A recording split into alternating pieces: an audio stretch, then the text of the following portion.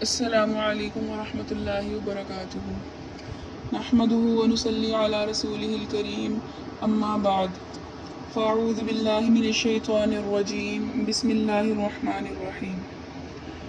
سپارہ number 2 رکوع number 8 کا دوسرا نصف آیت نمبر 196۔ وَأَتِمُّوا الْحَجَّ اور تم پورا کرو حج کو، وَالْعُمْرَةَ اور عمرہ کو، للہ کس کے لیے؟ اللہ رب العزت کے لیے۔ یعنی حج اور عمرہ کس کے لیے کرو؟ اللہ رب العزت کے لیے کرو۔ یعنی عبادت کے جو لائق ہے وہ صرف اور صرف اللہ رب العزت کی ہی ذات ہے، ہمیں کسی دوسرے کے لیے یا دکھاوے کے لیے عبادت نہیں کرنی چاہیے۔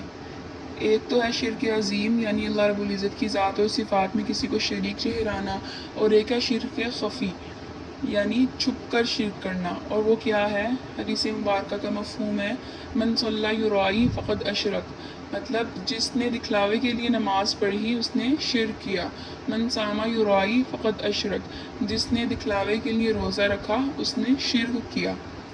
تو عبادات کس کے لیے ہونی چاہیے؟ للہ اللہ رب العزت کے لیے۔ تو اب یہاں پر جو ہے وہ حج اور عمرہ کے جو ہے احکامات ہیں ان کا بیان شروع ہو رہا ہے۔ تو سب سے پہلے حج کا لغوی معنی ہے ارادہ کرنا، زیارت کرنا۔ اب حج جو ہے وہ اسلام کے جو اراکین ہیں ان میں سے ایک سب سے اہم رکن ہے اور یہ فرض ہے۔ اب حج کی فرضیت کب ہوئی؟ حج کی فرضیت جو ہے وہ 9 ہجری کو ہوئی، لیکن اس سال آپ صلی اللہ علیہ وآلہ وسلم نے حج نہیں کیا، تو آپ صلی اللہ علیہ وآلہ وسلم نے 10 ہجری کو حج کیا، جسے حجۃ الوداع بھی کہا جاتا ہے۔ اب حج کی فرضیت کس آیت مبارکہ سے ثابت ہوئی؟ یعنی حج کیسے فرض ہوا؟ تو ایک آیت مبارکہ سورۃ آل عمران کی وَلِلَّهِ عَلَى النَّاسِ حِجُّ الْبَيْتِ مَنِ اسْتَطَاعَ إِلَيْهِ سَبِيلًا، اور اللہ ہی کے لیے ہے بیت اللہ کا حج کرنا اس شخص پر جو اس کے راستے میں نکلنے کی طاقت رکھتا ہو۔ یہاں پر جو ہے وہ حج اور عمرہ کے کچھ احکامات بتلائے جا رہے ہیں۔ اس میں پہلا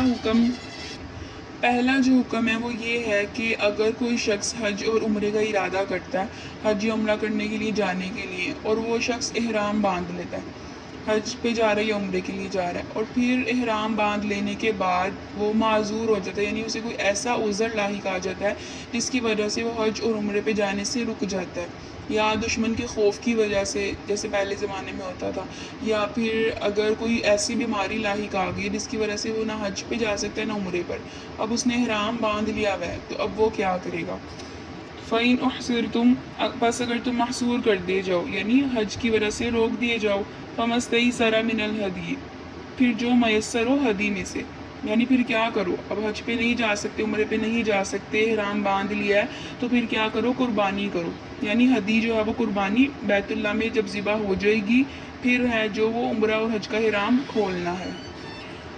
آگے فرمایا وَلَا تَحْلِقُوا، اور تم نہ حلق کرو، رؤوسکم اپنے سروں کا، حتیٰ یبلغ الہدی محلہ، یہاں تک کہ جو ہدی ہے، جو قربانی تم نے دم یعنی کہ واجب ہے وہ دینی ہے، تو وہ ہدی جو ہے وہ اپنے محل یعنی بیت اللہ میں پہنچ جائے۔ اس وقت جب ہے نا، اس وقت تک تم لوگ احرام نہ کھولو، اور احرام مطلب کھولنا مطلب سر کو منڈوانا ہے، یعنی جب ہدی بیت اللہ میں پہنچ جائے تو ہی حلق کروانا ہے اور پھر احرام کھولنا ہے۔